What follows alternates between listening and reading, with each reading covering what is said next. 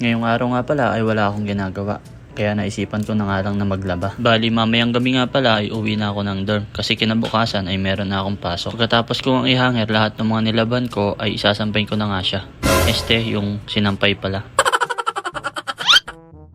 Ako nga lang pala mag-isa dito sa room kasi pag uwi ng girlfriend ko galing ng trabaho ay umalis din siya.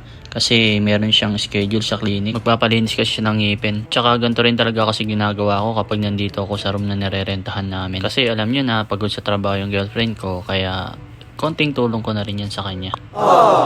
Para imbis na maglaba siya ay magpapahinga na lang siya. Kasi hindi naman nakakapagod maglaba dito sa Taiwan. Kasi yung mga washing machine ay mga automatic. At dito rin kasi sa room na nirerentahan namin ay may libre talagang washing machine.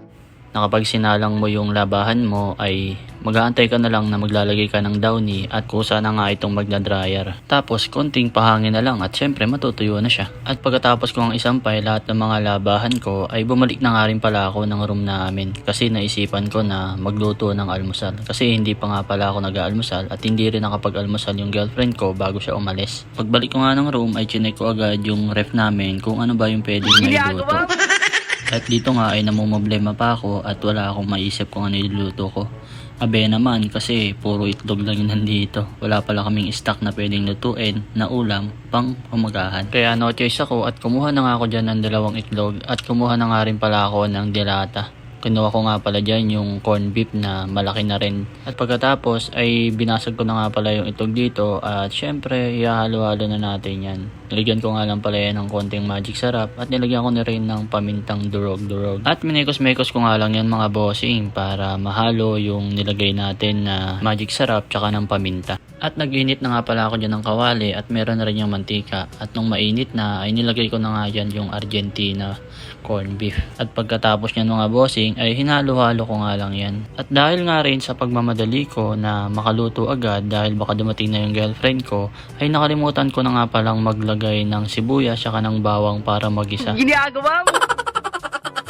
Nung alam ko nang nagisa na yung corn beef kahit wala namang sibuyas tsaka bawang ay nilagay ko na nga rin pala dyan yung itlog na minekos-mekos ko kanina. At pagkatapos ay hinalo-halo ko nga ulit yan mga bossing. Hanggang sa magsama yung itlog tsaka corn beef. Sana all magkasama.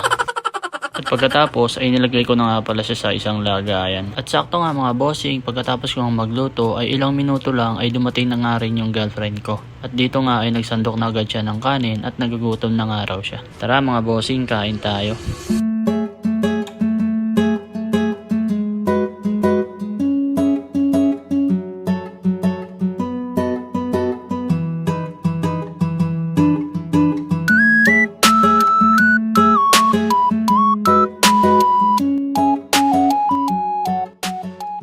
So ayun lang mga bossing, gusto ko lang sabihin sa inyo na kung ano yung nasa harapan natin ay ipagpasalamat natin sa Panginoon.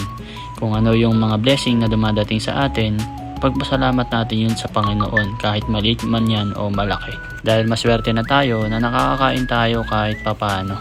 Kasi maraming tao dyan na hindi nakakakain. So blessed na tayo na nakakakain tayo. Kaya magpasalamat lagi tayo sa Panginoon. So yun lang muna for today's video mga bossing. Sana hindi kayo magsawa sa mga video na ina-upload ko kahit na paulit-ulit na lang. Maraming salamat sa panonood. Don't forget to like and share. Bye bye!